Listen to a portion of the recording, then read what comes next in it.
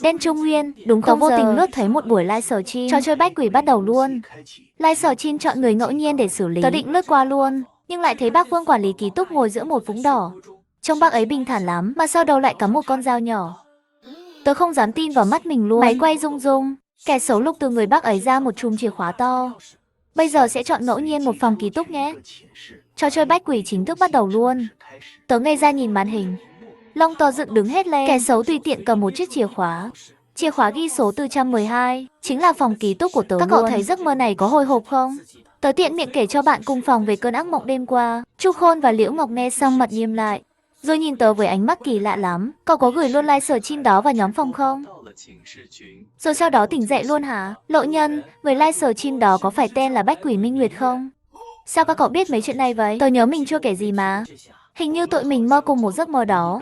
Sau khi kiểm tra nhiều chi tiết, tôi mới chắc chắn họ không đùa đâu. Kỳ lạ hơn nữa là, tối nay không giờ đúng là đêm Trung Nguyên luôn. Ba giấc mơ của tụi mình nối liền nhau, không thể là trùng hợp được. Thêm mấy chi tiết rõ mồn một. Thời gian cũng khớp luôn, tớ nghĩ đây là giấc mơ báo trước đó. Cậu có nhớ trong live stream có nói, đây là một trò chơi không? Trò chơi bách quỷ đúng không? Tớ chợt nhớ đến một truyền thuyết đô thị. Hình như khớp lắm luôn. Nghe bảo có một con quỷ thích chơi trò chơi với con người. Ai được chọn sẽ mơ thấy giấc mơ báo trước. Nó như một tấm thiệp mời vậy, để nhắc người chơi phải chuẩn bị tinh thần. Chuẩn bị tinh thần á? Đêm hôm khuya khoắt, càng nói càng kỳ cục luôn rồi. Tớ thà gặp tên xấu tính nào đó, còn hơn gặp ma quỷ nữa. Dù nói vậy thôi, mắt tớ cứ tự động liếc sang đồng hồ, nhìn chằm chằm kim dây, một luồng lạnh chạy dọc sống lưng. Tớ có ý này, nếu tớ không đụng đến điện thoại thì sẽ không xem live stream, biết đâu tránh được chuyện sau đó luôn. Cậu định dùng hiệu ứng cánh bướm để thay đổi mọi chuyện hả? Dù sao tỉnh táo chút cũng tốt mà. Khi thời gian gần kề, trái tim tụi mình lại bắt đầu lo lắng. Không giờ đến rồi, cả tòa ký túc yên lặng như tờ. Hình như không sao rồi, chưa nói hết câu. Nhóm phòng 412 hiện lên một đường link. Mau xem live stream này đi. Dưới lâu hình như có người xấu lắm. Tin nhắn là từ bạn cùng phòng khác của tụi tớ, Yến Xích Hà. Tớ run run bấm vào link cậu ấy gửi. Trò chơi bách quỷ bắt đầu. Live stream chọn người ngẫu nhiên để xử lý. Cậu không gây thù với ai chứ? Tớ đi sang phòng khác trốn đây. Giấc mơ lặp lại rồi, cảm giác không thật làm tớ hơi chóng mặt. Chẳng lẽ thật sự có ma quỷ sao? Ba đứa tụi tớ nhìn nhau, sợ hãi lộ rõ luôn. Tớ đi khóa cửa đây. Liễu Ngọc, cậu gọi cảnh sát đi. Nhân, mang đồ nặng chặn cửa nhanh lên. Chu Khôn vội chạy đến cửa, cắm chìa khóa vào ổ, khóa chặt từ bên trong. Như vậy thì, dù bên ngoài có chìa cũng không mở được đâu. Sự bình tĩnh của Chu Khôn làm tớ yên tâm hơn chút xíu. Tớ vội kéo hai cái ghế chặn cửa, cùng Chu Khôn chất thêm một đống sách lên. Điện thoại không gọi được, không có sóng luôn. Live stream vẫn xem được mà. Sao lại không có sóng chứ? Tớ với Chu Khôn thử đủ cách. Quả nhiên ngoài live stream và nhóm 412, mọi chức năng khác đều báo không có mạng.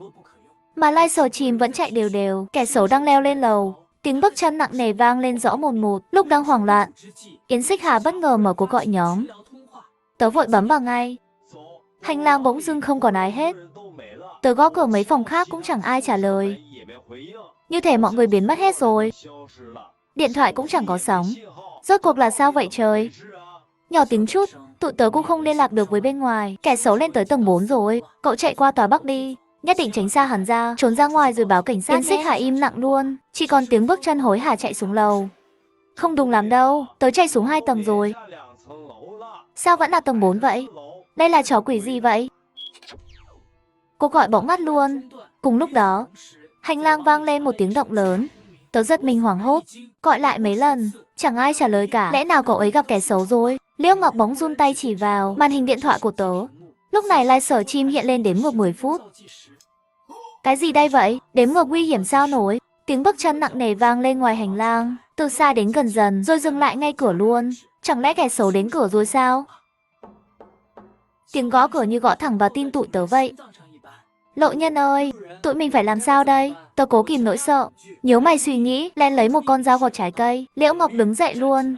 Có người không bằng tự cứu mình, cùng lắm thì liều một phen. Tớ nắm chặt con dao, lấy hết can đảm bước tới cửa. Ác sân mắt vào lỗ nhìn, khi thấy rõ người bên ngoài, tớ ngạc nhiên đến vu luôn, là bác Lý phòng 412. Các cháu ơi, bác là bảo vệ đây. Kẻ xấu đã bị đội bảo vệ tụi bác khống chế, đưa đến đồn cảnh sát rồi. Đừng sợ nhé, bác đến kiểm tra xem các cháu có sao không, hỏi thăm tình hình chút thôi. Mở cửa giúp bác với nha. Tớ nghe rõ giọng ngoài cửa. Quả thật là bác bảo vệ Lý mà. Bác Lý hả trời? Trên mặt tớ lóe lên chút vui mừng. Bác Lý ơi, cái gì cơ? Kẻ xấu á, cháu không hiểu bác nói gì hết. Tụi cháu đi ngủ rồi ạ. Có gì mai nói tiếp nhà bác. Lãnh đạo giao nhiệm vụ, bác cũng khó xử lắm. Chuyện này quan trọng, các cháu không muốn bị phạt chứ. Mở cửa ngay đi nào. Bác gọi cảnh sát để nói chuyện cũng được ạ. Còn không thì chẳng ai bắt tụi cháu mở cửa đâu. Tớ đang đoán ý của Chu Khôn. Thì Yến Xích Hà lại nhắn trong nhóm. Vừa nãy chạy vội quá, điện thoại rất tắt nguồn luôn. Cậu có nghe tiếng động lớn không? Từ xa tớ thấy mấy người mặc đồ bảo vệ. Họ đè một bóng đen xuống. Cậu nghĩ có khi nào an toàn rồi không? Lời Yến Xích Hà làm Liễu Ngọc phấn khởi hơn chút. Tớ quay sang nhìn Chu Khôn. Chu Khôn thấy vậy thì thào, bác Lý biết luôn. Tụi mình biết có kẻ xấu thì kỳ lắm. Chuyện này không hợp lý đâu. Nếu bác ấy tham gia, không chế kẻ xấu thì phải làm biên bản chứ. Sao lại ở đây được? Tối nay kỳ lạ quá. Tụi mình phải nghĩ đến trường hợp tệ nhất. Xấu nhất là sao nổi, như là gặp ma chẳng hạn. Cậu còn nhớ trò chơi quỷ mà Liễu Ngọc nói không? Trước khi hết đếm ngược, tụi mình nên nghi ngờ mọi thứ ngoài cửa. Biết đâu ngoài cửa không phải người thật. Còn Yến Xích Hà thì sao? Cậu ấy gặp chuyện kỳ kỳ trước, rồi cuộc gọi bị ngắt luôn. Tiếng động lớn kia có thể là do cậu ấy gặp chuyện. Cái thứ hại cậu ấy hoàn toàn có thể giả danh trong nhóm, tạo cảm giác an toàn giả thôi. Nói cách khác, bác Lý có thể đang cầm điện thoại của Yến Xích Hà, nhắn tin ngay ngoài cửa đó. Đột nhiên có tiếng chìa khóa tra vào ổ, nhưng vì bên trong cũng có chìa khóa rồi, bác Lý chẳng xoay được chút nào. Tụi tớ vừa thở phào nhẹ nhõm, thì bác Lý hết kiên nhẫn luôn. Bắt đầu đập cửa ầm ầm. Được thôi, là các cháu ép bác đó. Bác ấy gần từng chữ, nghe ghê như tiếng gầm vậy. Cửa phòng rung bần bật luôn. Tớ hơi hoảng hoảng, nhìn qua lỗ mắt mèo, bác Lý đang cầm máy khoan chĩa vào cửa. May là cửa chắc lắm.